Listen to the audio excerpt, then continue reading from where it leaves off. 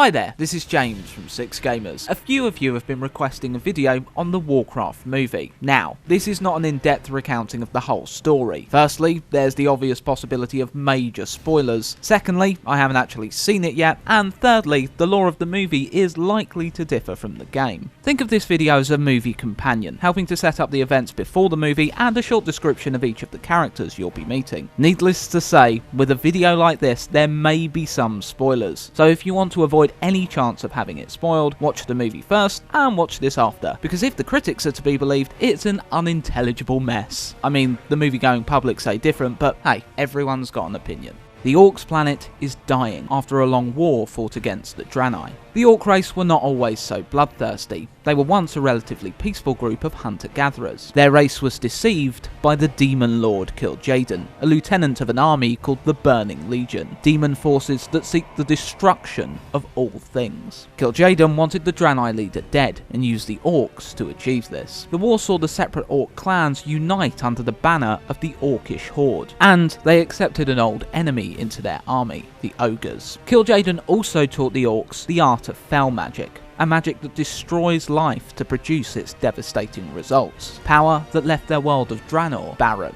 Why are a few Orcs brown and the rest green? In the final push against the Draenei, the Orcs drank the blood of a mighty demon, filling them with its power. But it also instilled in the Orcs an insatiable bloodlust and desire for war. The Orcs in the movie that are brown, if it follows the game, will eventually see their skin turn green too, just by being in the proximity of fell magic for a long period. The Orcs now need to find a new home with Draenor destroyed. The humans we see in the movie belong to the kingdom of Stormwind. The city's heritage can be tracked back thousands of years to when the human tribes were united under a single banner by King Thoradin. This kingdom would eventually fracture into several states, and the direct descendants of Thoradin headed to the fertile lands of the south, where Stormwind was founded. A self-sufficient state, Stormwind is not entirely isolated, but it is rare that it ever need ask for aid. Humanity is watched over by the Guardian, an immensely powerful mage called Medivh. Other than the fact it's all pretty hunky-dory in Stormwind at the start, there's not too much to add, except for those series of murders. I'm sure that's not to mar someone's dodgy activity. Now we have a basic understanding of the backstory, and trust me, it's really basic. Don't get me started on the coming of the old gods and the war of the ancients. Let's take a very brief look at each character we know is in the film, in the order they appear in the cast list on IMDb. Anduin Lothar. In the games, he'd be 51 at this point in Warcraft history, but he's looking a bit younger in the film. Growing up in the royal court, Lothar's two childhood friends were Lane and Medivh, who we'll discuss later. At current, Lothar is the king's right hand, commanding his armies with skill. Lothar himself is an impeccable combatant, and his feats within the upcoming war will cement his name within the chronicles of history as a hero. Garona half-Orcan. Half-Orc, half-Draenei, it's unlikely her mixed heritage will be revealed in the film, as this revelation came to light during the short Warcraft comic series. Until then, it had been assumed she was half-Orc, half-human. The product of a forced breeding program, Garona was magically aged by the warlock Gul'dan. She operates as an assassin for the Shadow Council, headed up by Gul'dan, who also plays several incantations upon the assassin's mind, allowing him to control her directly. Medivh, the Guardian of Azeroth, the most recent of a long line of mages assigned to protecting humanity. Occasionally, demons of the Burning Legion find their way to Azeroth, and it is the Guardian's responsibility to deal with them swiftly and silently, so the general populace is none the wiser. However, a demonic presence lurks within Medivh, one he has been cursed with since birth, one he struggles to resist, and even with his power is losing that struggle. Possible major spoiler incoming. In a moment of madness, it was Medivh that reached out to Gul'dan to allow the Orcs access to Azeroth. Lane Rin, childhood friend of Medivh and Lothar and now king of Stormwind. Upon his coronation, Lane was presented with an ebony hourglass from Medivh. It represented Stormwind's never-ending prosperity, as the top never emptied. A great ruler, he is the father of the current ruler of Stormwind in World of Warcraft, Varian Rin, who will also be in the film.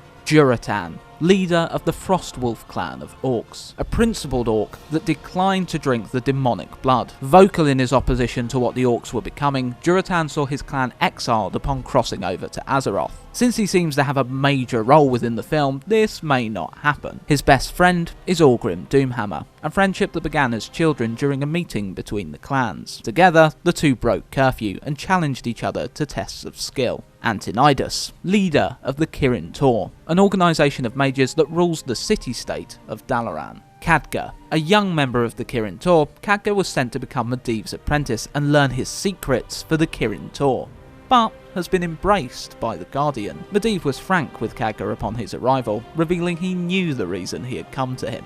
Orgrim Doomhammer, friend of Gul'dan and second in command of the Blackrock clan. Like his friend, Orgrim has a deep sense of honour and also declined to drink the demon blood. He wields his ancestral weapon, the Doomhammer. The hammer is connected to a prophecy that the last of the Doomhammer line to wield the weapon will bring both salvation and then ruin to their people. Blackhand, the leader of the Blackrock clan and ruthless war chief of the Horde. What Blackhand lacks in diplomacy, he makes up for in brutality. With a natural feel for strategy, Blackhand is an inspirational and blunt ruler to his people during this time of war. However, Blackhand is blind to the fact he is no more than just a figurehead. Someone far more cunning is ruling the Horde from behind the scenes. Gul'dan, Blackhand's puppet master, and Kil'Jaeden's confidant. While it was Gul'dan's master Ner'Zhul who was first contacted by the Demon Lord, Gul'dan usurped his position when Ner'Zhul began to understand Kil'Jaeden's trickery. Possibly the most evil mortal within the Warcraft universe, Gul'dan is only concerned about his own power, sacrificing anything to achieve it. His lust for power has already seen one world strangled of life. Gul'dan heads the Shadow Council, a small collection of warlocks and other influential leaders within the Horde that manipulate it from behind the scenes. Only they understand the true depth of the evil wrought by the Horde. At the beginning of the events of the film, Gul'dan is the saviour of his people, leading them through a portal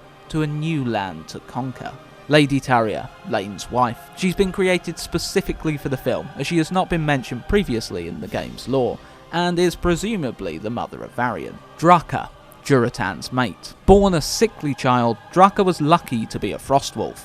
In some clans she would have been killed, seen as only a burden. Draka was tasked with finding a series of difficult to obtain ingredients to create a potion to cure her, hunting down several animals upon Draenor. Through determination, she completed her quest. Upon her return, she was told these ingredients did not make a potion, but the hunts themselves had strengthened Draka. Later, she would catch Gul'dan's eye because of the strength she radiated. Draka declined Gul'dan's first advances, as she was too young. The day she came of age, the two worked together to fell a savage wolf, and they have been inseparable ever since. Morose, Medivh's personal house servant. King Magni, king of the Bronzebeard dwarf clan, his kingdom found in the mountain city of Ironforge. The eldest of his three brothers, Magni was always anxious for when the time came to rule his people. Now that he's in the position, he is regarded by most dwarves as a just and inspirational leader. I know this video isn't the in-depth lore many subscribers of this channel are used to, but I hope this helps contextualise the Warcraft movie for anyone that sees it.